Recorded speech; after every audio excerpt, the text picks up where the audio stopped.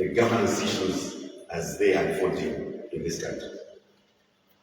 We were very sincere and honest in our submissions, and I'm sure they have got their embassy here, which equally will make information available regarding what is obtained.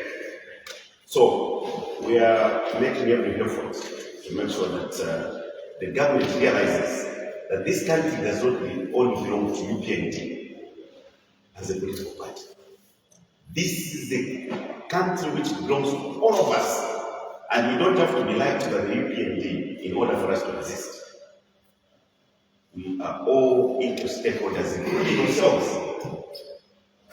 as our news senators. I want to just give you the background before I allow my colleagues to give you some of the specific details of what has transpired and where we're going. And what has caused a lot of discomfort to us and the general public is the decision by government and the institutions of government to start indulging in political matters of the political party that has sponsored us to this institution. That we are going to deal with through the channels available, including the courts of law. But our people must stand with us, and we are happy that the CSOs are now realizing the challenges that are before. So without much ado, I'll allow my colleagues to speak, not in a particular order, but quickly just share with you and compare notes with you. Honorable Father. Thank you so much, Honorable PF Whip. Allow me to recognize the leader of the opposition in the Assembly, Honorable Brian Mokuri. I know that there has been an announcement to the effect that Honorable Mokuri is no longer the leader of the opposition. My position is that I await the party leadership to inform me so that I can accordingly recognize whatever they tell me. Honorable Mulenga Kampamba and my honorable colleague from the beginning of Eastern Province. Yeah, just where Lusaka Province starts or ends, and Eastern Province begins at Ferro. That's my council brother.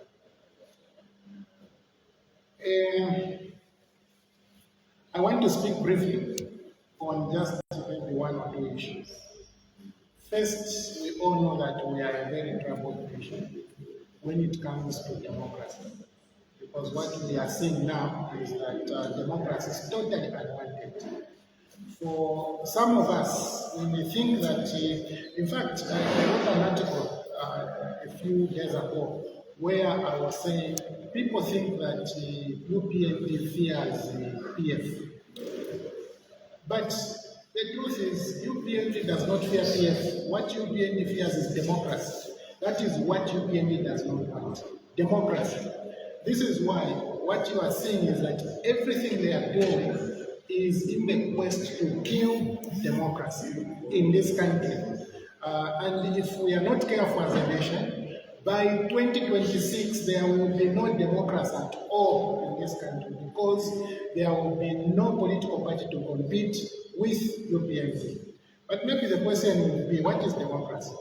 In my own view, democracy is you having your say in the affairs of the nation, and also me having my say in the affairs of the nation.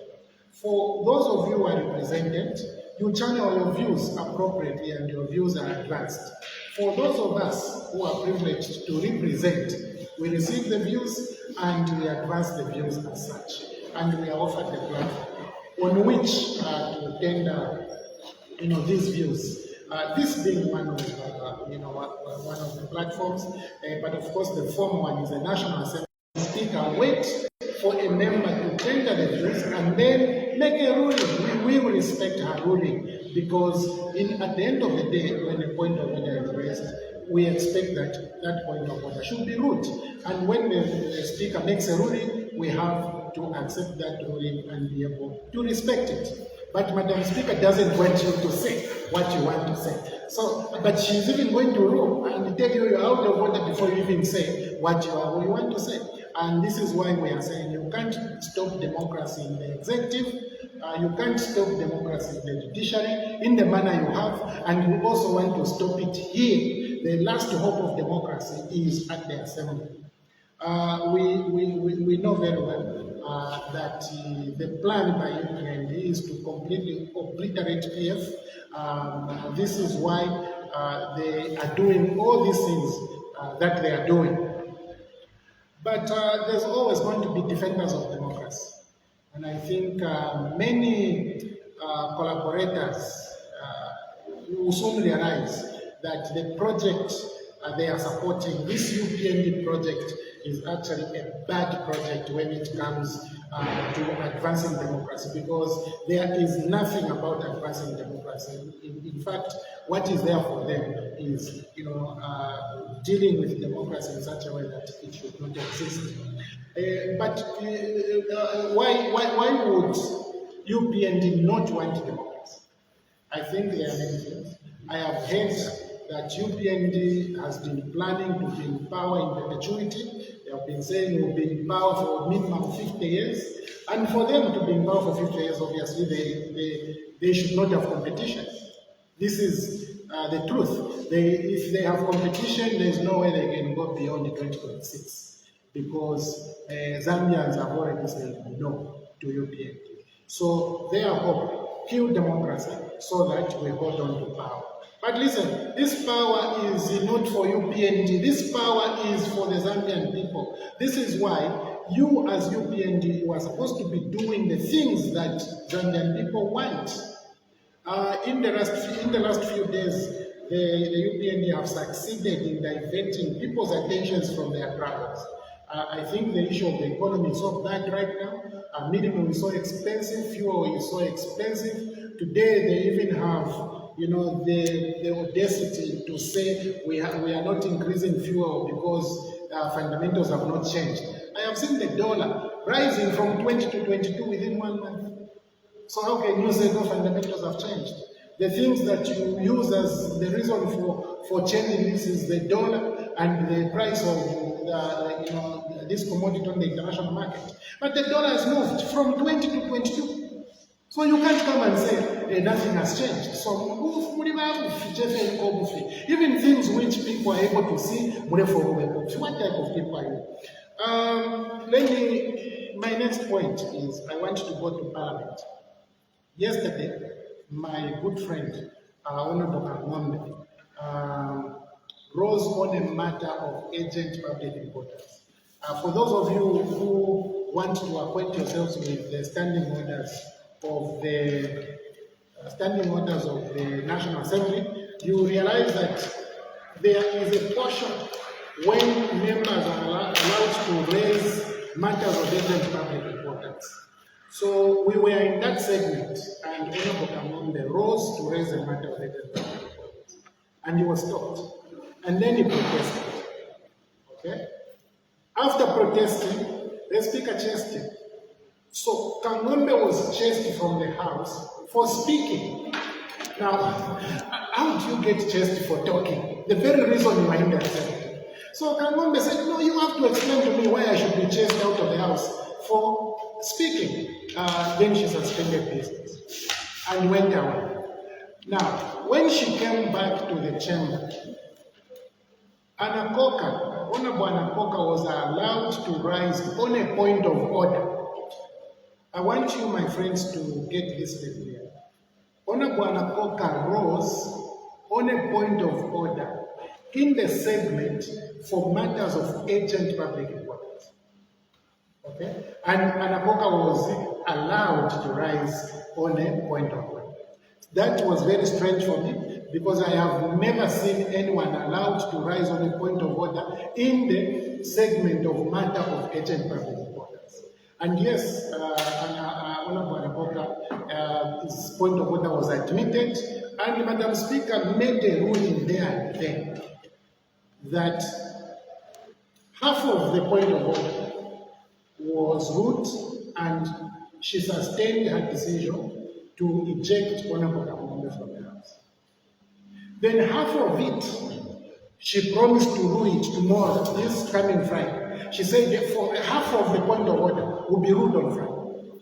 That point of order is for the other members, you understand. Now, if I were to ask here, which speaker, which meeting have you ever seen a point of order ruled twice? Because tomorrow, as she makes a ruling, she will be completing the ruling which she began yesterday. I am very, very surprised. Surprised because Anapoka's point of order was admitted when it came in a wrong segment. Secondly, that the point of order was only ruled in half and the other half will be delivered tomorrow Friday. That's what she said. But here, to just supplement this, some of the members who were cited in that incident were receiving letters today. Those letters were asking for them to exculpate themselves. Some of them have not even received those letters yet. So I am now wondering and very, very eagerly anticipating to see what Madam Speaker, how she's going to make a ruling tomorrow, when she just gave the letters for people to exculpate themselves today, and some of them have not even received those letters. So for me, I actually think that these are predetermined courses of action to suspend members of parliament, because as you know now, the budget heads have begun today. And those of you who followed Parliament, the Assembly is discussing heads regularly because the chairman for the Expenditure Committee has not even delivered the report yet. You can imagine that. The report has not been delivered. Members have not debated the report from the Expenditure Committee, but heads have started today. And Parliament has got no problem with that, all those irregularities, they have gone ahead. So clearly, my friends, your members of parliament, particularly the PF, will have to swing through this trouble because this is a design by the UPNT government and those who support them. And we are getting a lot of feedback that actually they are cooperating partners who supported them during elections, those whom they have promised that they will support them politically, they will support them economically, and support them diplomatically, are the ones who are actually sending UPND to do all these things so that at the end of all this process, there will be no patriotic front. But you may get rid of Honorable Sanga from the House, Honorable Kafaya, Honorable Minister from the House, maybe Honorable Kampion as well. What you will not be able to do is to kill democracy, because democracy is not about brand. Democracy will never be about Stephen Kampiongo, and it will never be about George Sanga. Democracy is about the Zambian people. It's the course that Zambia has decided to be on as it manages its affairs. So clearly, to import a model from a country which is like Osaka province with the 3 tribes, now converted into 1 tribe, and think you bring it to Zambia, where there are 73 tribes, it will not work. I just want to encourage you to be strong in delivering the promises you made to the Zambian people. Today, mid-meal is more than 300 kwacha. Please, get on the trajectory of reducing it, bringing it back to 50 kwacha for you to survive 2026. Otherwise, mulea. Thank you so much, Honorable Kafaya, and Honorable colleagues from the media. The major point he has delivered is that, look, this time we are supposed to recognize individual heads. How much money has been allocated to State House, for example. And some of us today, we would have been helpful to the president himself, because maybe the people around him are scared to tell him the truth. Now, you all know what misappropriation of funds means.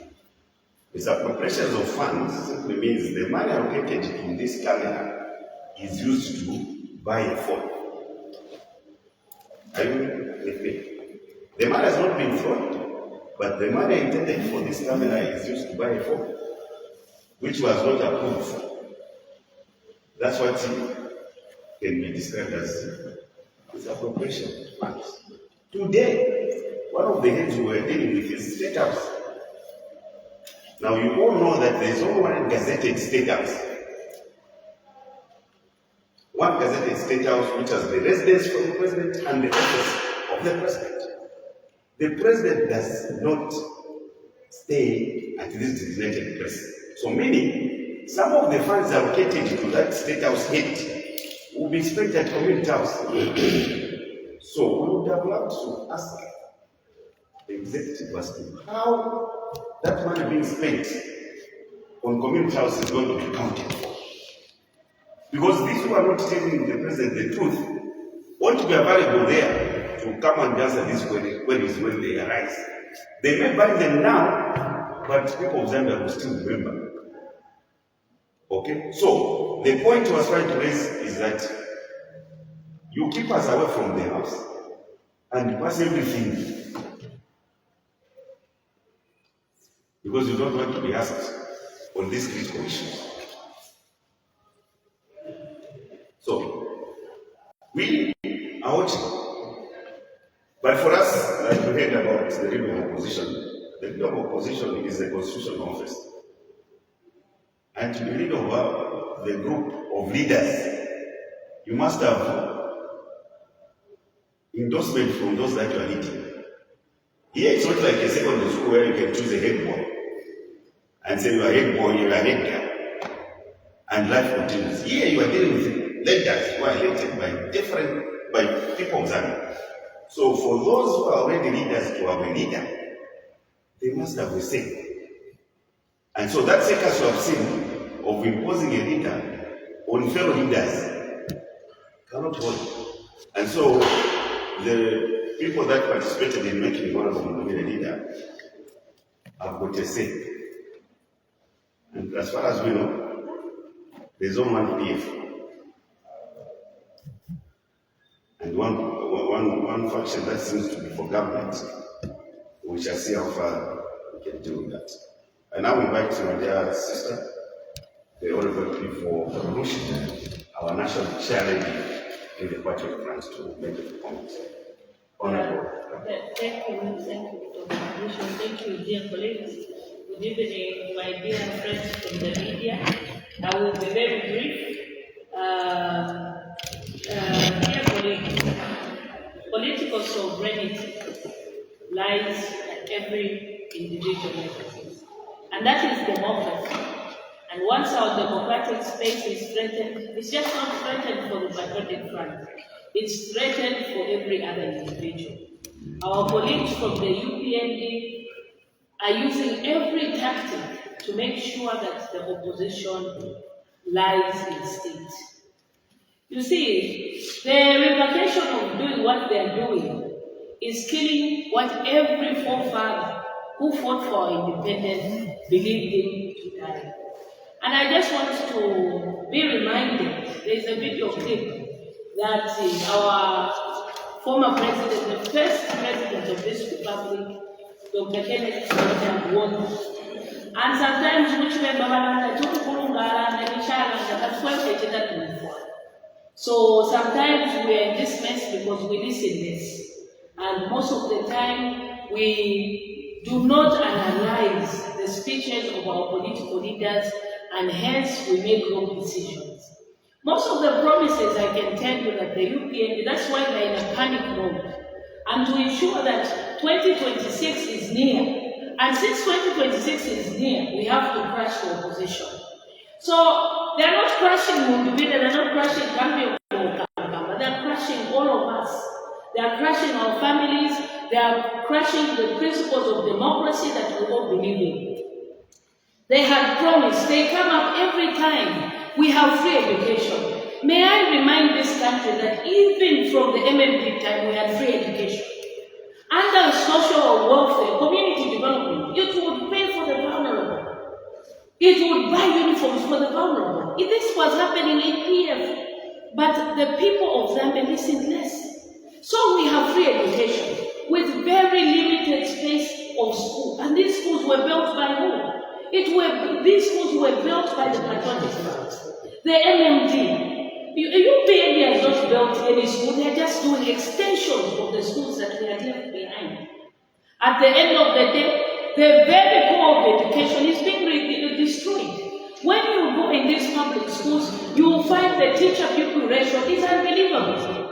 As if that is not enough, you will find a situation where our children have to walk miles and miles on an empty stomach because the bag of minimum is now 300 and something kwacha plus the transport, because some of these orphans are being kept by the elderly who probably board on a bus to go and acquire that minimum.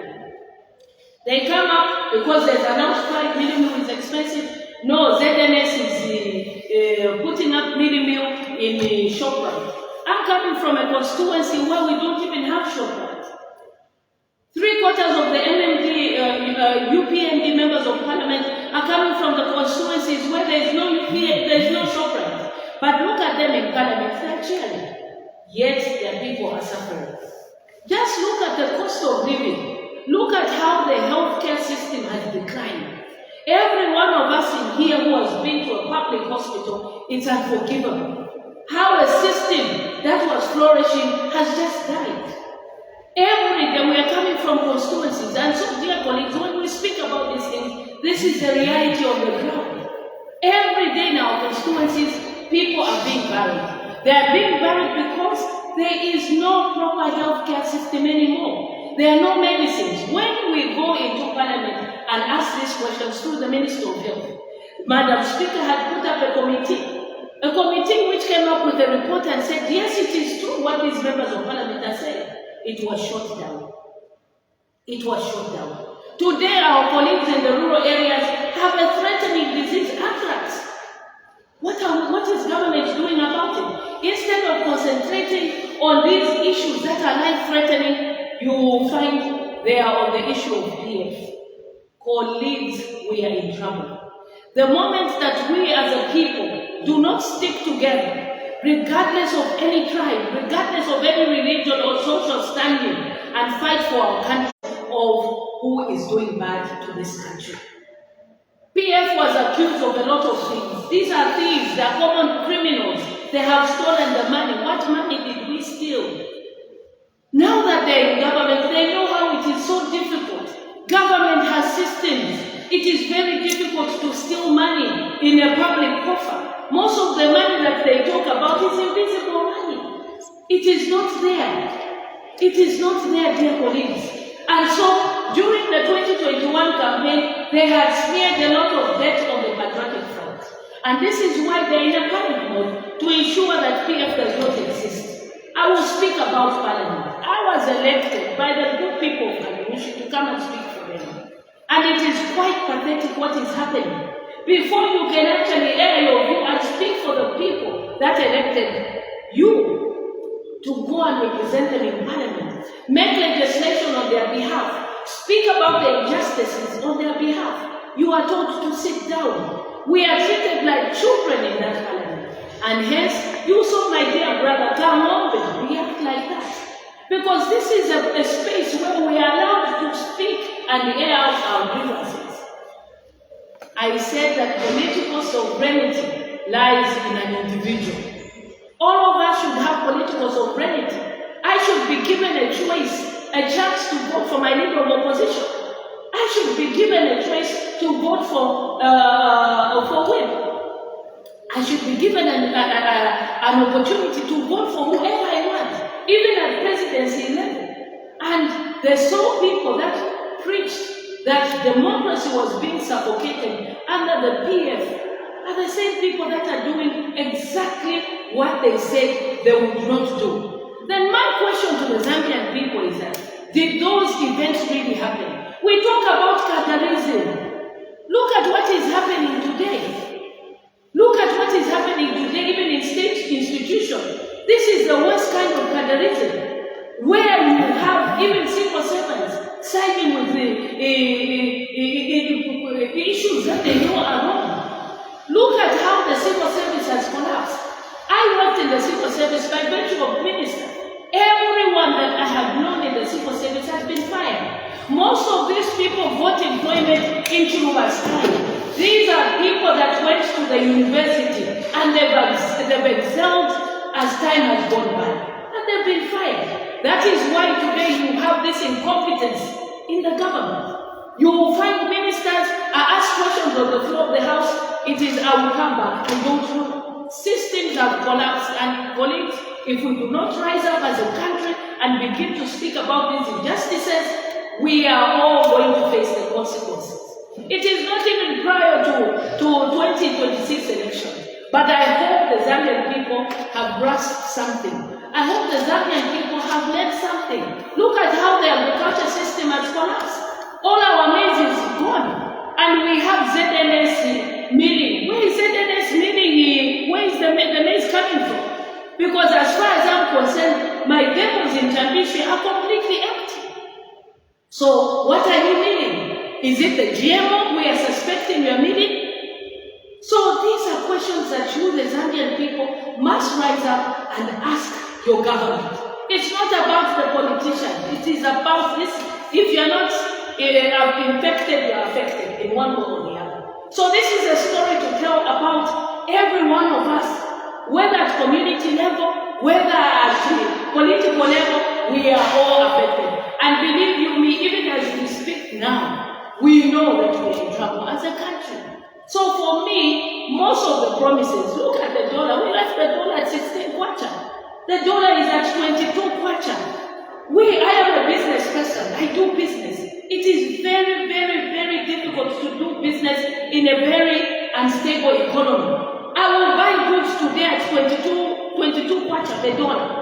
At 18 hours tomorrow, the dollar will be at 18. I would have lost out as a business person. This is why there is no money in the economy, because it is very unstable to do business in this economy. I will buy the dollar at 18. Tomorrow evening, the dollar will be at 20 kwacha. I would have still lost out. So how do I supply? At the end of the day, you just sit in the houses. People have lost jobs. Look at what is happening at Mopani. Look at what is happening at KCM. Dear colleagues, these are serious issues. The minister came on the floor of the House, busy celebrating at ZCCMI headquarters, saying we have signed the deal, and the country, everyone was saying, a man down the line will say it's verbal, and the Zambian people are quiet, and you journalists are quiet.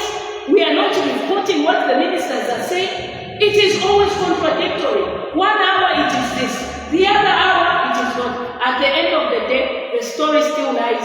We are not progressing because PF had destroyed the country. No, you had told us that 14 hours things will change. That is the story, and this is the premise that people had voted for you, because you had assured them that the mess, indeed, if there was a mess, you had told us that the coffers were empty. PF had overborrowed. Look at how much they've overborrowed in a space of 2 years. They are almost overborrowing more than what we had borrowed. And you journalists, dear colleagues, are quiet. These are things that you should be naming and shaming, because when they held press conferences like we are doing today, these are the stories that they told you. So where is the voices of you journalists? You are all quiet. You are all quiet. You should be the flag bearers of the voice of those that cannot speak.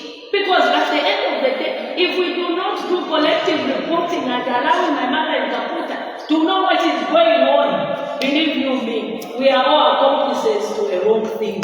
So let us all, my message, especially to the women, Banamayo, we are the ones that are in charge of the home. We should not allow our husbands to buy minimum at 300 kwacha plus.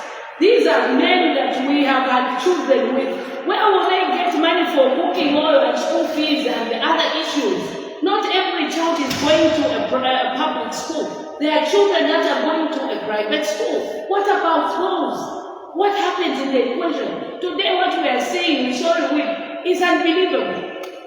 Homosexuality has been highlighted at the worst level. And where's the church? We are quiet. We are all quiet. Like we are paying a blind eye. We are, as long as we remain quiet, we are accomplices to a crime that we saw and we kept quiet because we are afraid. So we, amongst others, we pray that others will join to speak out for those that cannot speak, to those that have sinned but have remained silent. to those that are afraid to go to jail for the majority and the common good of our children, our generation. So my plea, especially to the women, they change. NGOCC, where are you? Your children are walking kilometers without food. Your women, yesterday, I witnessed a woman in Parliament being insulted for a prostitute. Right on the floor of Parliament. I've not heard the statement from NGOCC. We are putting it under the carpet. If one woman is called a prostitute, we are all prostitutes. That is the way we were brought up in our own home. So it is up to you, all of you, to now be neutral in your thinking. Stop being prejudiced because they said, all we hear is that PF had cadres, PF had cadres. You PMDs are worst cadres. Their cadres are in the civil service today. The worst kind of cadreism. You can only be employed if you have a certain name. If you have a certain name, you'll be fired by virtue of having a certain name. Kaunda told out and said this is wrong. People should be employed based on qualification. People should be employed based on credibility. So this is the worst kind of cadreism that there is. You talk about PF, look at those police officers, how they were tear gassing in secretariat, and you people are police is supposed to bring law and order. The deputy speaker of the National Assembly, was slapped by an officer. That is a very high office. A very high office. I've not heard any of you journalists report that. Because we are afraid. We are ashamed that we will be associated with the truth. And that is what is sad. So dear colleagues, we need to rise and start speaking on the injustices. It's not affecting me, it's affecting everybody. It's affecting our grandmothers and our children. Look at the level of unemployment of the Coca Belt. In my constituency, come at 20 hours in Japish, you will be battered because they will think you have money. Why? Where our brothers and sisters were working, the mines have been shut. The little money that they were getting from the SNAP is being given to UPND cadres. What about the majority of the people? Everything is UPND cadres. Everything is UPND cadres. Look at how many people are being compensated today. White collar crime.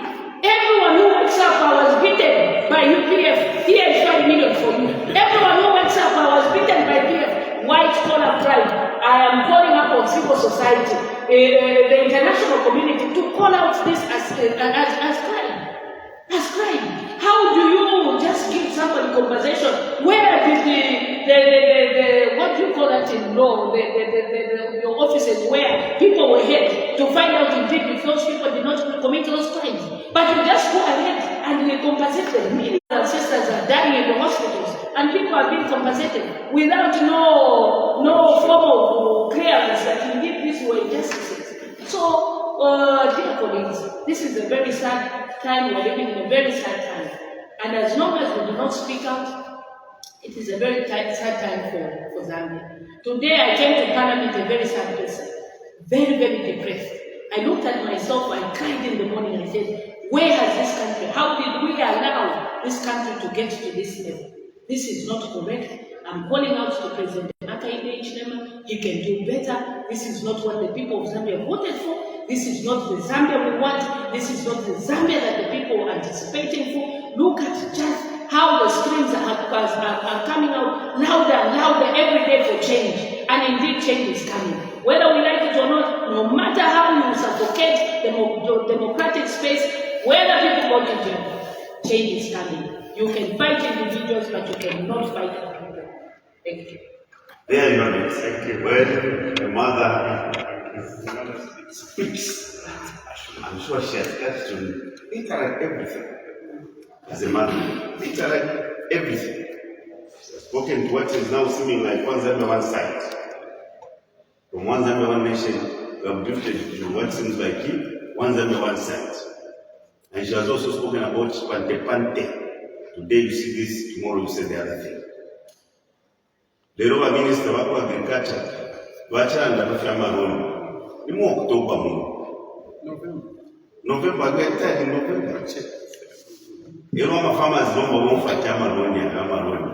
I have asked in the Rama, or asking the only wash to fertilize. How? When we say that, they don't listen. You may hate us, But please, just like the message. You can hate the messenger, but respect the message that the messenger is giving you. We have told them time and again that food should be on top of the priority.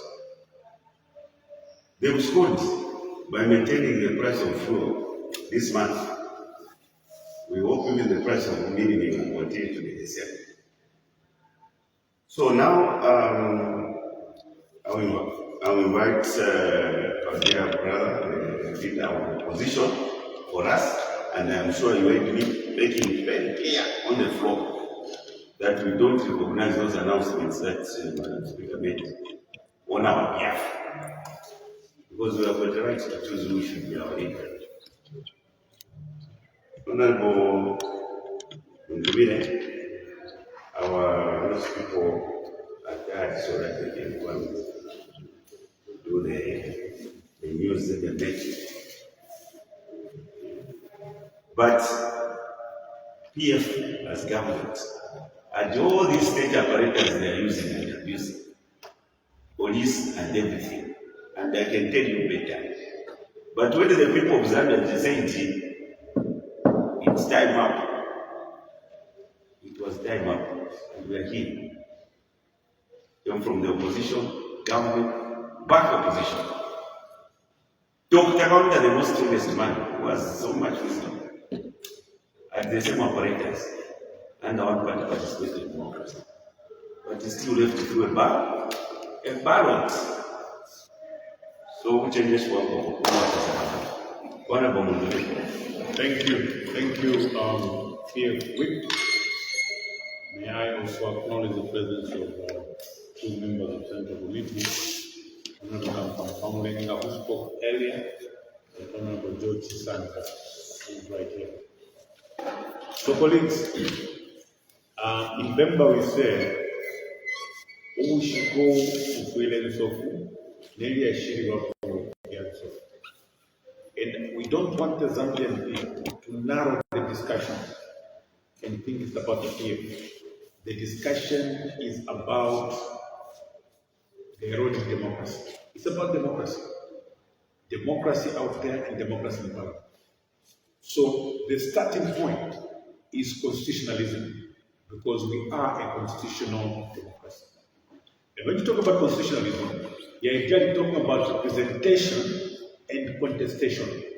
So there in Parliament, under constitutionalism, we have two things, two principles, in representation and contestation. These two must exist. The challenge you saw that Cameron had is when he wanted to represent his people in Campinsa and the rest of the country, he was not allowed to. When you stand up on the floor of the House and you seem not to agree with what one UPND member said, then the presiding officers will find a way of frustrating you, and they will do it, one, by deliberately allowing points of order, or indeed disturbing you themselves. So, constitutionalism equal to representation and contestation. Under the Zambian Parliament, there is neither of these two. There is no constitutionalism in the Zambian Parliament, because representation is hampered. You are annihilated when you want to represent people. When you want to contest, you want to give a divergent view, you're not given that opportunity. I'm giving you this brief background so that you understand why we are where we are. So basically, our friends in the UPND now have a problem with us. They have a problem with us because of discharging our functions of representing our people and also being able to provide divergent views. Our friends in the UPND have clearly shown that as a government, it is a despotic government, a despotic regime that will rule using arbitrariness. There is no order, there is no respect for the rule of law. What is very saddening is that that has now even come to Parliament. The misfortune that has come to Parliament is that even Parliament now is being governed in an arbitrary manner, in a despotic manner. Ladies and gentlemen, countrymen and women, all these letters we have seen, I think this is the fourth letter that I've received from Parliament to exculpate myself. Never heard of. My record in Parliament is clean. I went through my business Parliament without a single letter. So this already shows you what we are talking about. We have a governance system where the presiding officers feel they can intimidate members of Parliament into submission. That will never happen. I have made one undertaking to our presiding officers. We will be suspended as many times as we can.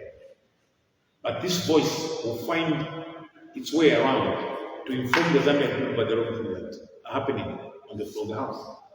So, Madam Mary Muti participated in an illegality. I'll start by President Hakainde Hichilema.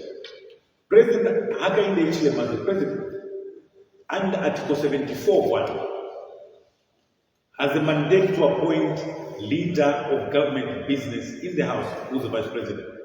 That's the provision that gives you the power. Okay? So, the president shall appoint the vice president to be leader of government business in the House. President Hakainde Hichilema, under Article 74(1), has power to appoint leader of government business. Under 74(2), the Constitution says, the opposition political party with the largest number of seats in the National Assembly, in this case the PF, shall elect. For those of you that know what this means, this is couched in mandatory terms. It doesn't say may elect. Shall elect leader of opposition from amongst the members of Parliament who are from the opposition. This is very clear. Take a lot of interest. You must understand what transpired in Parliament yesterday. So, when we knew, we had a feeling that Madam Speaker was going to proceed with this illegality guided by President Hakainde Hichilema, because it's President Hakainde Hichilema who appointed the Vice President under Article 1. President Hakainde Hichilema has gone ahead to appoint leader of opposition under Article 74, sub-Article 2. So, President Hakainde Hichilema is in breach of the Constitution by appointing both the Vice President and leader of opposition. Chavinga has been shuttling between State House and the retreats they had at Bush and Parliament. That's the time when President Hakainde Hichilema was negotiating with Chavinga so that he becomes leader of opposition. So President Hakainde Hichilema is in breach. Forget about all these letters that are flying around. The one who appointed Chavinga to be leader of opposition is like President Hakainde Hichilema. So, we want to inform the Zambian people that our President Hakainde Hichilema, has breached the Constitution.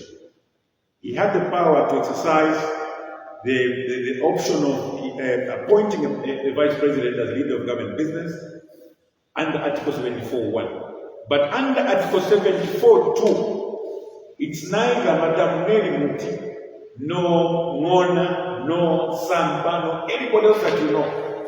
According to the Constitution, it is the members of Parliament from PF to elect one amongst themselves. And that is the mandate that I carry today.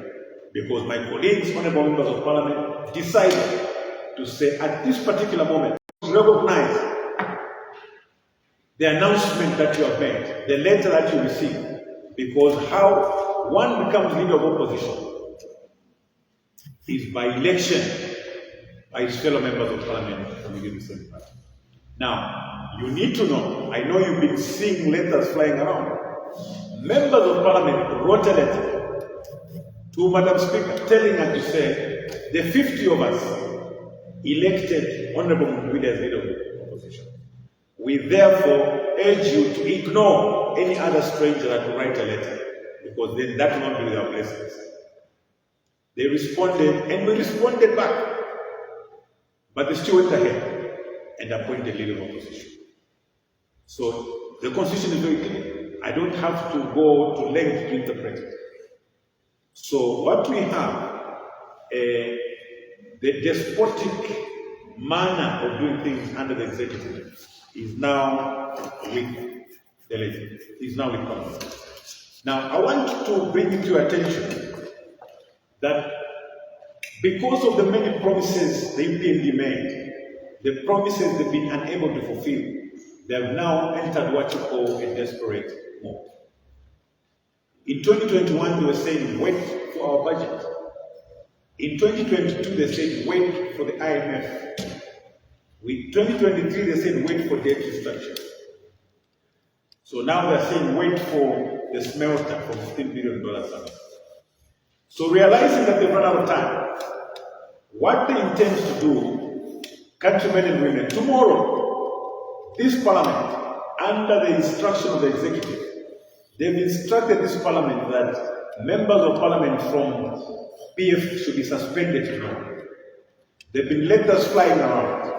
Honorable Kafwaya was able to explain that there was a point of order raised by Anapoka, wrongly so. He raised a point of order, wrongly so, questioning the behavior of honorable members of parliament. But because it's a scheme, Madam Speaker didn't even care whether or not that particular point of order was properly raised or not. She went ahead and made a partial ruling, something that is very strange to this parliament. So today, members of parliament are receiving letters to exculpate themselves. So I don't know who is going to analyze all these letters in the course of the evening so that the speaker has a ruling tomorrow. So if you think through it, your guess is as good as mine. This whole thing is choreographed. I want you to go back to your records, how this parliament functions. They've got two gentlemen, one Honorable Nakoka and two Honorable Ndeleki. They get instructions from presiding officer. Can you please raise a point of order? By the time Nakoka raises the point of order, just know that the ruling is already ready. That is how this parliament functions. Honorable Fugoe is there. He will tell you 2 months ago, Honorable Kapianga, they have complained of some misconduct by honorable members of parliament. Those members of parliament from the right have never received any letters of exculpation from the secretariat. But something that happened yesterday, everybody is in possession of a letter. We want to expose parliament for what it is.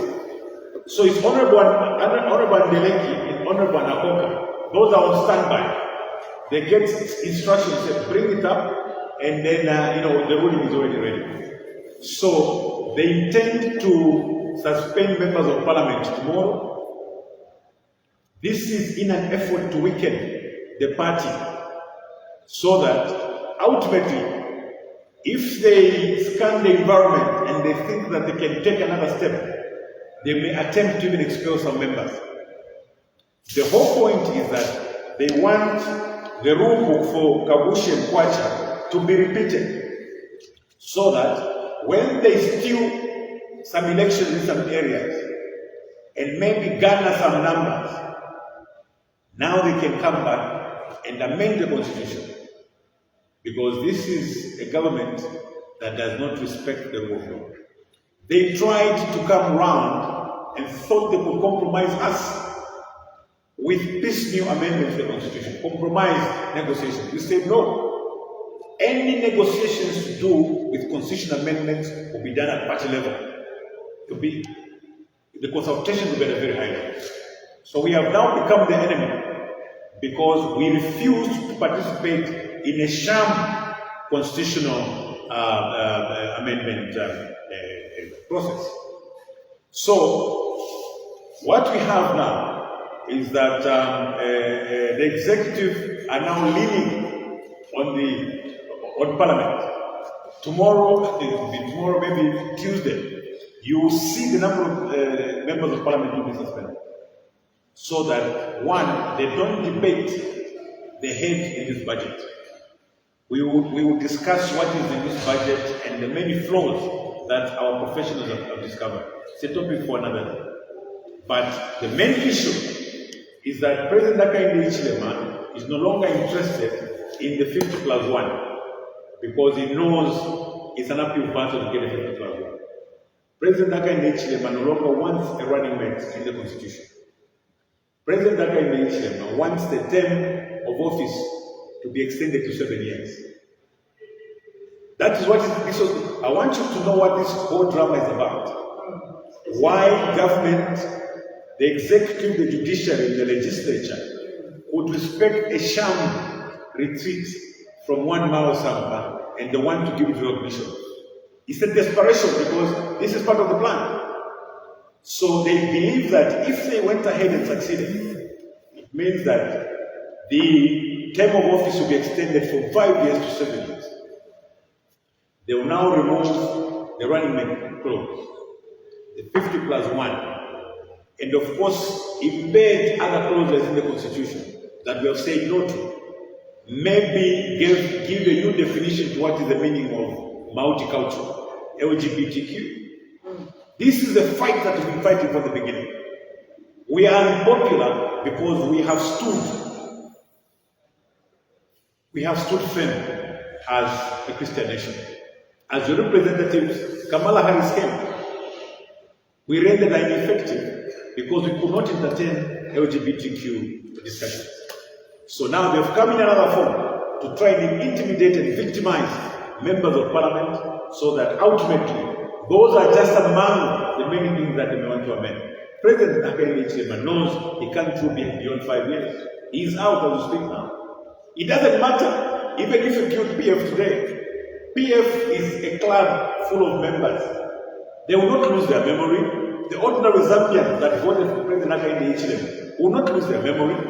They will still remember that this is the government, this is the president that has put us forward. Yeah, so that fear is now is creating a lot of interesting ideas. But we want to say this, as a member of the Patriotic Front, as leader of opposition of the PF, as per Article 74(2), we will not stop at anything. We will ensure that we fight for this democracy. We are calling upon the judiciary, the Chief Justice. The Chief Justice, we are calling upon you. You are the last man in defense. This democracy is slipping away, slipping through our fingers. The judiciary, if they continue at the same trajectory, then we are all in trouble. What will it take for us to reclaim our judiciary? The question. In this parliament, what will it take for us to reclaim our democracy? Because as a country, we are at our lowest. Forget about the issue of cadreism. Cadres now come with police uniforms and guns. The cadres under PF were in bus stations and markets. You could literally, stand up to that cadre and ask him to get away, or call the police to pick them up. The cadres of today come with guns. They start breaking your door down and beat you up. So that's the sort of cadre that you have today. The cadres you have today are in high offices. They can rule you out of order, even when you're not out of order. They can chase you from parliament when you don't even need to be chased from parliament. I want you to differentiate the two types of cadres. Kampabamulenga comes with 60,000 votes. A cadre seated somewhere with the power can chase out of the chamber and does not care how many people Kampamba is representing. It takes a lot to suspend a member of parliament.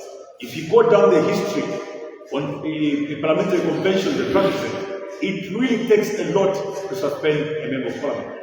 Now, I want to draw your attention to just what happened today with what happened yesterday, so that you see to say the ruling of this parliament.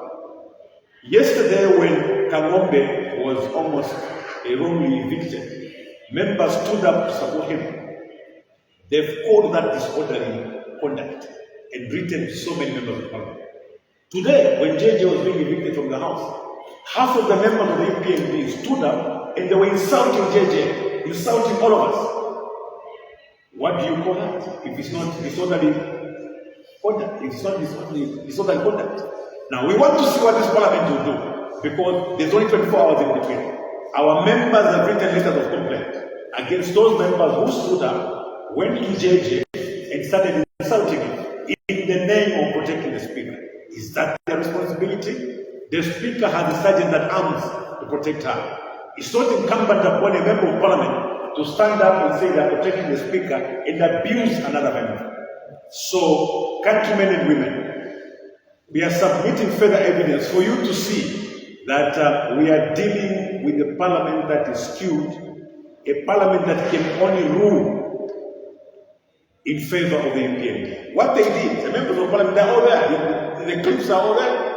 We were there, he was there, she was standing there. The social media can finish. They had no right. There is nowhere in the standing orders where it says members of parliament can stand up to protect the speaker in the manner they tried to. That was disorderly conduct. So, I just thought we could bring you up to speed as to what the UPND is trying to do. Also bring you up to speed as to how compromised our parliamentary democracy now is. So we are having to take initiatives of engaging the media away from the floor of the House for you, the Zambian people, to get information from us. Thank you very much. Thank you so much, Honorable Leader of the Opposition. Before I request Honorable Sanga to summarize briefly what has been shared, you have heard the Leader of Opposition raising one very important issue, the issue of constitutional amendments. The new government promised that they were going to deal with the amendments expeditiously. Up to now, there has been no roadmap. What we received were letters to ask us to submit what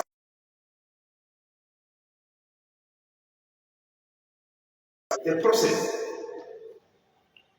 So we declined, and I think that's where the problem has started. But it's up to the people of Zambia to be vigilant and ensure that amendments are done in an inclusive approach.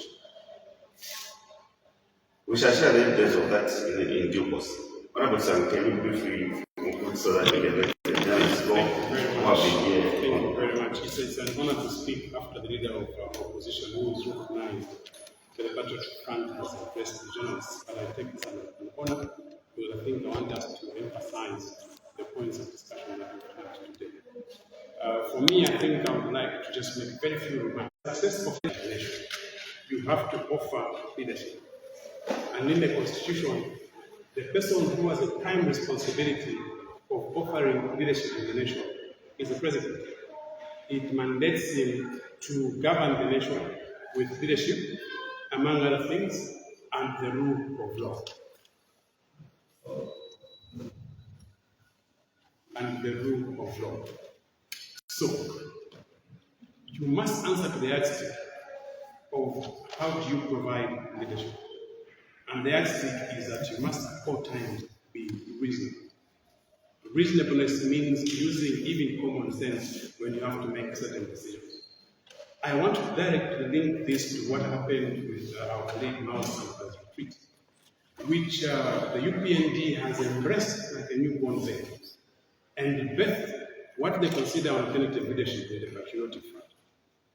I think social media and news outlets, and even now, certain leadership sections away from politics, such as the churches and some CSOs, have now seen clearly what had transpired at the time Mr. Sampa was suggesting that he wanted to take over power, from the Patriotic Front. The first thing that the nation needs to be reminded is that the term Mingalado was actually coined by the president. He's the one who made that exclamation when he was addressing his cadres on the copper belt, that now they're going to engage in what is called Ilingalado. And my younger brother Mao Sampa from day one has been calling what he's been doing Ilingalado, and he calls himself in back and says, I'm going to take over this party because I'm far ahead of them because I'm playing against them. Now, if you have to provide leadership in the nation, you are called to answer the description of what a common, reasonable man is. The public must make a judgment. Is what my colleague and younger brother Mao Sampa are doing reasonable? And by extension, is what the Republican president is leading the UPND into doing reasonable? For how can you embrace a retreat at which people that came to participate did not come from the structure? At which people that came to the retreat came from, some of them from the UPND, they declared themselves when they came. But us were just told to come and help Miles, to be elected as a president of the PF. We are actually UPND. In my assessment, the president must call himself to duty because he has an obligation under the Constitution to act reasonably, to provide leadership, and to ensure that there's compliance strictly with the Republican Constitution in terms of running the affairs of the nation, but also the party constitution when it comes to running the affairs of any political party, including the Patriotic Front. Mr. Mundubile has clearly stated here the responsibility that the constitution gives the president, insofar as providing leadership in parliament is. He can only, in fact, is even right, the right is what is to appoint the vice president at the level of opposition. When it comes to leader of the opposition, it is actually an election. I don't want to get into those. But the question is, do you understand from what Mr. Mundubile has said what this is all about? This is not even about Mao Sama fighting the